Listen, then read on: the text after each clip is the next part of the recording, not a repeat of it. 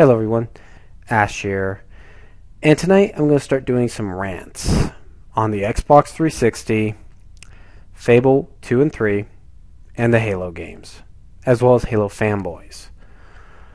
The reason I'm doing this is because, honestly, Microsoft they sacrifice innovation and creativity for fucking the same game over and over again.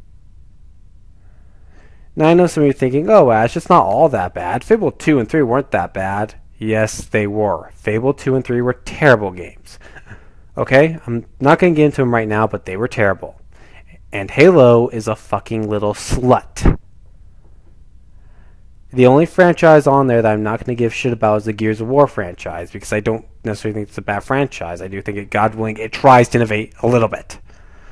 But the other two, Fable and Halo, don't. And the reason is the fact that when Microsoft could get a good franchise, make another sequel to it, like Alan Wake, they don't. They instead make another Halo game. But yeah, I'm going to talk about all that later. Tonight, I want to talk about Halo fanboys. Now, the reason why I'm going after Halo fanboys is because, one, I'm sick of their freaking arrogance. I'm sick of the fact that they think Halo is God. I'm sick of the fact that they think the story is so freaking deep. And I'm also sick of the fact they think Master Chief is this unstoppable badass. Honestly, truth, if you like Halo, fine, like it. But don't make it seem like it's the greatest video game franchise of all time. And what I'm talking about with arrogance? Well, I'll show you. Now, I said originally I wasn't going to get a PlayStation 4. I didn't see a point in it. But I do own a PlayStation 3. And if you want to know my gamer tag, it's my YouTube channel, AshUD65. So go ahead and add me as a friend if you want. But I basically have played The Last of Us, which is one of the best games I've ever played, a top 5 game. And that's one of the reasons, because if Sony's making a great game like The Last of Us, I can't wait to see what they're going to do next with this type of franchise, or what they're going to do with the PlayStation 4 in general and some of the games they're going to produce. So yes, I'm going to get PlayStation 4. Thought about a lot, I'm going to get one. But one of the reason I brought The Last of Us up is this. After finishing the game The Last of Us, I decided to go ahead and check a few reviews of it. I went to IGN review of it, and all around they were giving it this praise and saying it's a great game, probably going to be Game of the Year and stuff like that, which I agree, it should be Game of the Year. I haven't played anything close to as good as The Last of Us. Well, I decided to go ahead and check the comments section, and there were the Xbox fanboys, aka the Halo fanboys, going around attacking The Last of Us, saying it's an overrated joke, and that the story is nowhere near the level of Halo. And a few of them were doing this too, which was really pissing me off. And that's the thing. This isn't the first game they've done this with too either. Halo fanboys have gone after the Killzone games, saying, oh, they're a ripoff of Halo. The Resistance games, they're just stupid. They're not even near Halo's level. Uncharted, Metroid. Oh yeah, they've completely blasted Metroid. God of War. Don't even want to get into what they say in God of War. The Legend of Zelda, Mario, you name it, Halo fanboys have been there attacking it. One of the reasons why Halo fanboys think Halo's story is so deep is because there's books on the Halo universe. That's why they think the story is deep. Hate to break this to you, but no. Just because there's books on a gaming franchise doesn't make the story deep. Halo's story has about as much depth to it as Joel Schumacher's Batman and Robin. And I'm not taking that back either. Okay, and this whole bullshit, just because it has books, it's only got this deep, innovative story, is a load of crap. You could do that with any franchise, any game franchise. You could do that with. Such as Mario Brothers. You could literally start writing books on Mario Brothers, and then you could claim it has a deep story. When it doesn't. It's a pretty simple story. It's about a plumber saving a princess. That's pretty much the gist of the story. Halo's story is pretty simple. The Covenant versus the humans. That's pretty much it. with the occasional flood coming in there. You know what has a deeper story?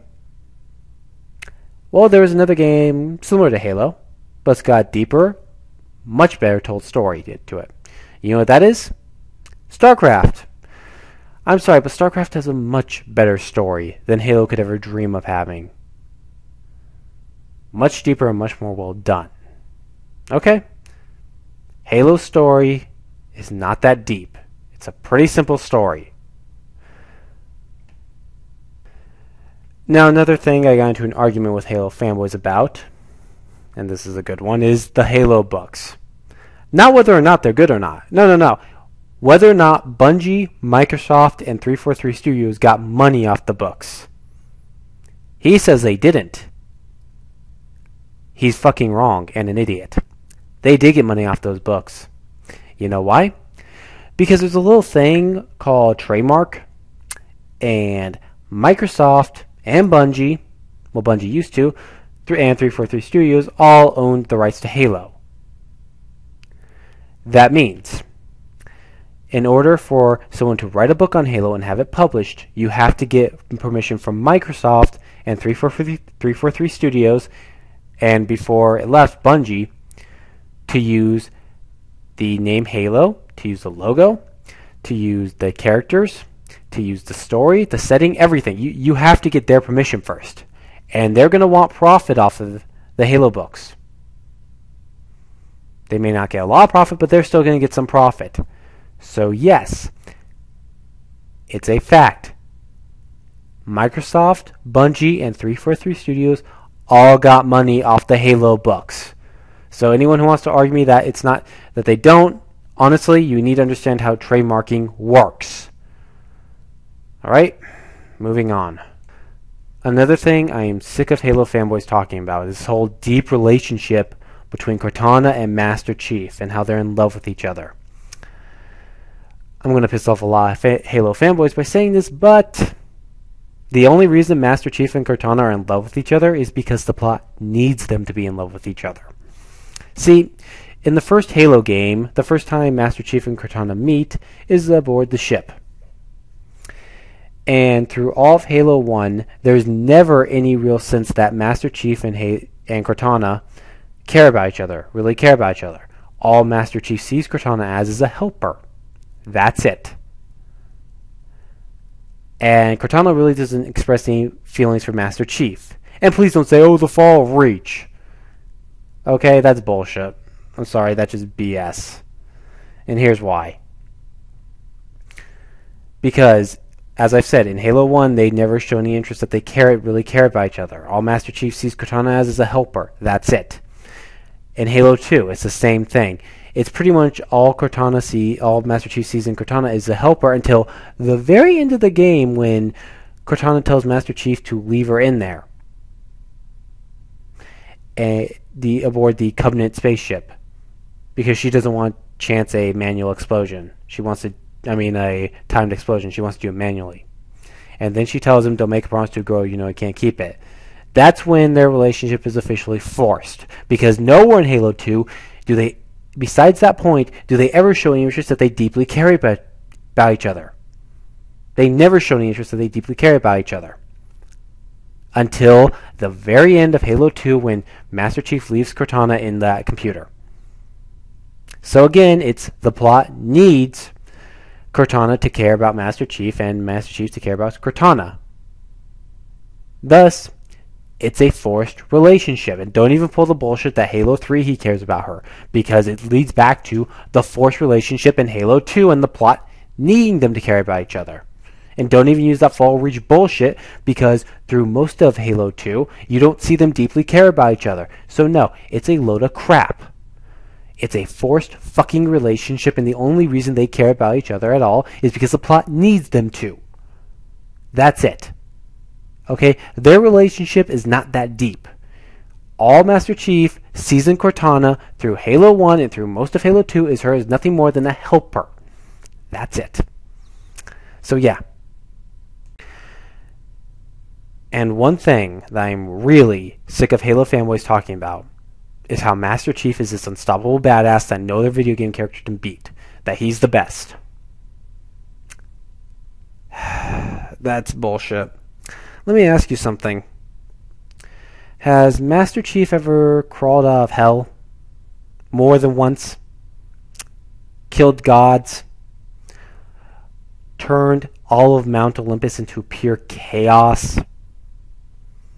Ever had to land on the pirate homeworld where it's raining acid? Had to fight Metroids, which the only way to beat them is to freeze them, and I don't think Master Chief has a freeze gun on him. Had to fight Meta Ripley, which honestly the only thing that might work with against him that Master Chief has is his missiles, but he would stand no chance against Meta Ridley. No. He hasn't. He hasn't taken on any of those fighters yet, and I'm sorry, but he's not this super badass as you think. Samus is more badass than him. Kratos is more badass than him.